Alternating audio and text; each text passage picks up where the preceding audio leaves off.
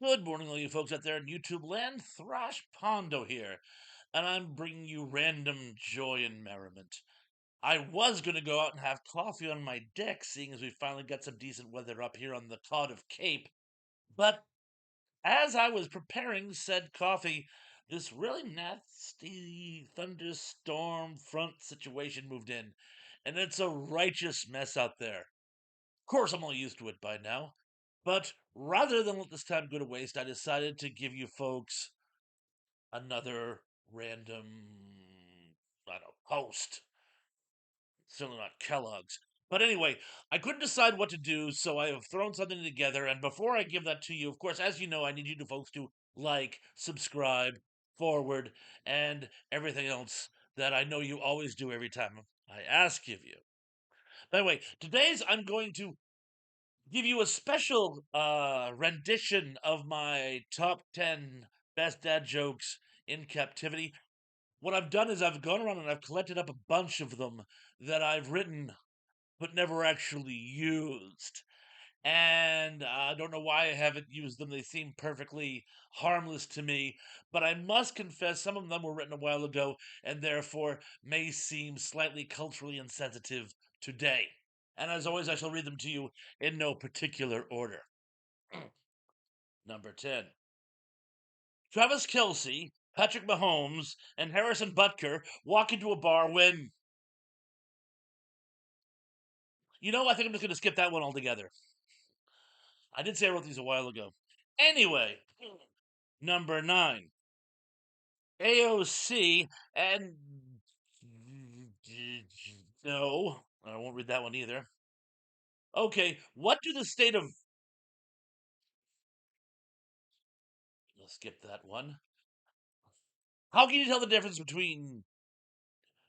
Ooh, and this is why you should never drink a fifth of Woodbridge before you start writing dad jokes. Yeah, no. Nah. Nuh-uh. Boy, was old. And the number one is going to stay that way. Anyway, that's all I got for you folks today. And no, I can't leave you just that. Tell you what I'll do, tell you what I'll do. I will give to you, oh, I know, that, recent "Can I speak to your manager" anecdote I provided you guys with not all that long ago seemed to go over quite well. In fact, a few of you even said, "Do you have any more?" Do I have more anecdotes?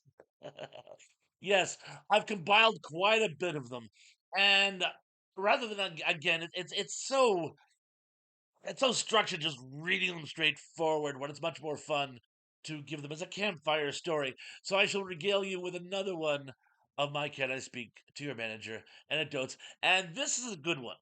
A little exposition here. This was back in the days again of the video store. God, I miss that video store. God, I miss all video stores.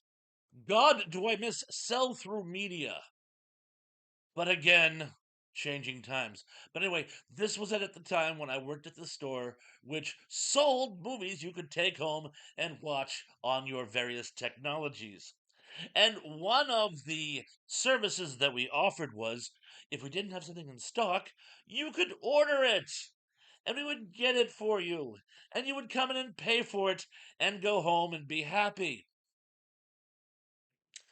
Generally speaking. Every now and then, someone found a way of making this a customer service issue. And anyway, one time this group of ladies comes in, and you ever have a group of anything walk into your store and you're like, these guys, they're going to give me a headache. Anyway, these ladies come in and they're standing at the front of the store and they're doing that thing that people do sometimes where they want to get under your skin but not directly to your face. So they start talking about me to themselves like I'm not there. And one of them kicks in with the old, I ordered a movie and they never got it for me and they never contacted me. And I know they never tried to contact me because I always get my message. And that's so unprofessional to never get a movie and to never let people know. And I know they never tried because I always get my messages. And I don't know why they never bothered to call me. And I know they didn't try to call me because I always get my messages. And I want no part of this. I'm going to be Captain Obtuse for this one. I'm like, la-dee-dee, la-dee-dee. Oh, look at the grouse, look at the grouse. I am not taking the bait. And almost as if they were a little upset I wouldn't take the bait, one of them looks over at me and says, "Excuse me, can I ask you a question?" And I went, "Yes." And my associate here, she ordered a movie from you guys, and you guys never got it. I go, "Oh, let me have a look see. Let me have a look see." And she tells me the title, and I go to look it up. She's like, "Yeah, I know you never got it." And I'm like, "I didn't say, ma'am, I heard you, but I'm just trying to get through it." And oh, looky Lou, we did get the movie. What? You did get the movie? Well, where is it? Oh, we got it all right. We got the movie, but we sent it back. You sent it back? Why did you send it back? Well, funny you should ask. We got the movie, and it wasn't picked up after 45 days. It was normally 30 days, but I was given an extra couple weeks just in case, for reasons that are all too obvious, to pick up the movie. And I go, "Well, we contacted you on the 31st and never heard back, so ultimately we had to send the movie back. You did not contact me. You did not." I'm like, "No, we called and we left a message. You did not." I always get my message. "No, man, we did call and we left a message with, you did not call." I always get my messages, and I finally had to talk over, and I hate talking over customers, but I finally talked over and I said, "We left a message with Jerome. Name isn't really Jerome, but the innocent have to be protected, or at least the wildly stupid." But anyway, we left a message with Jerome, and it was almost jarring how quickly they fell silent. And I was going to look at each other. Heavens, I left my headset that time. And so clearly I didn't make that name up, and clearly they knew who I was talking about. And clearly this all made perfect sense to them. And then he looks at me and she goes, "That movie was a gift for Jerome, and I really don't appreciate you telling him that I ordered it for him." Well, I didn't. I just called up and said your movie was in. Well, you told him the title. You never said "don't say title." We actually used to do that.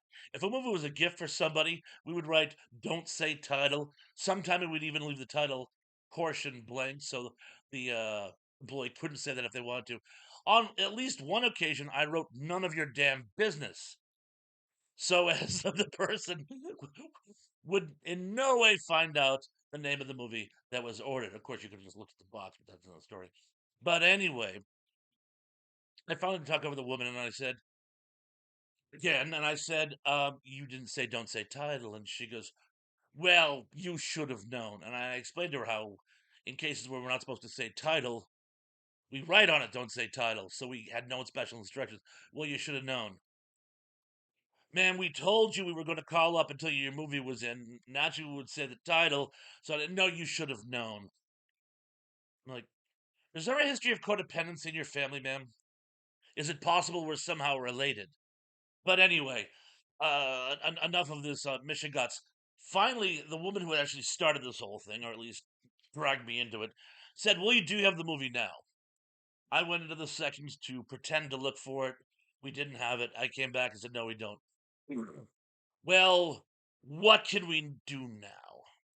And I'm like, "Well, we could go on with our lives." But I said, "Well, I could order the movie for you again." And as if she was waiting, and as if she was waiting for me to make the suggestion just so she could refute me, she goes, Uh, no, no. I'm not going to order the movie again. So you can not call me and call the wrong person and tell them." And I'm like, "Oh, ma'am, so what would you like me to do?" "Well, can I get my deposit back?" "Gladly." "Do you have your receipt?"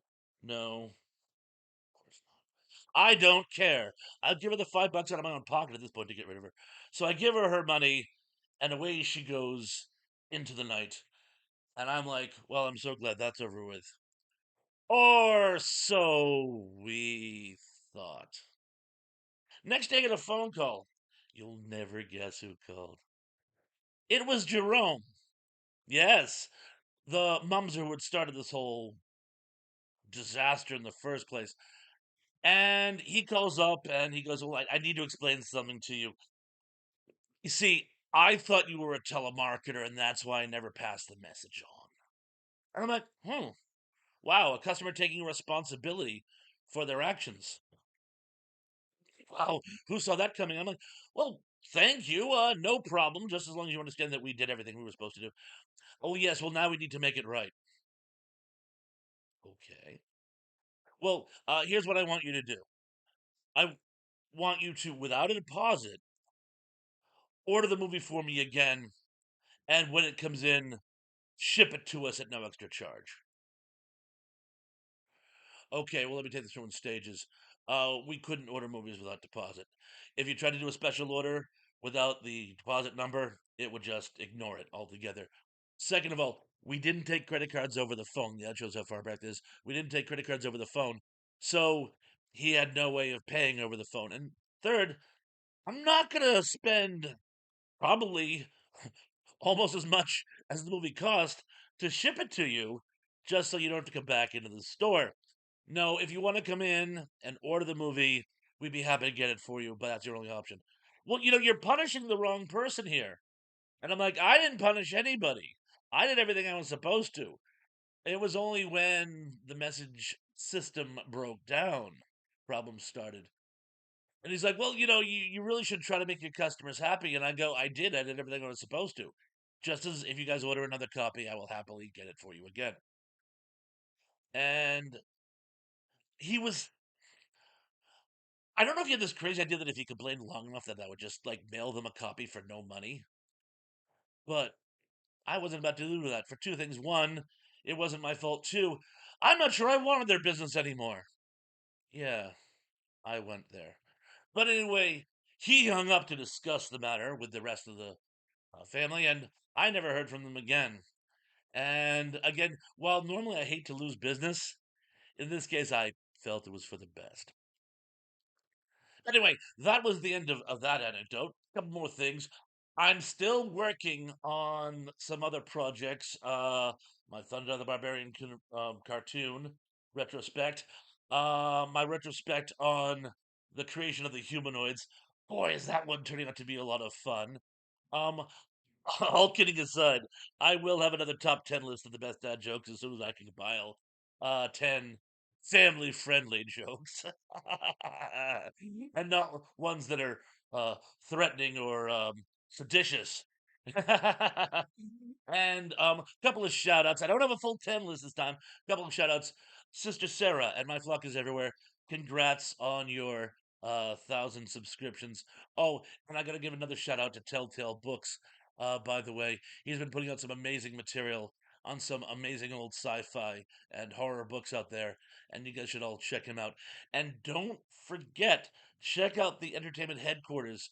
He just did a uh, podcast on the recently released Shogun reboot, of which I was a part, and that was a lot of fun. I hope you all check it out and I'll enjoy it.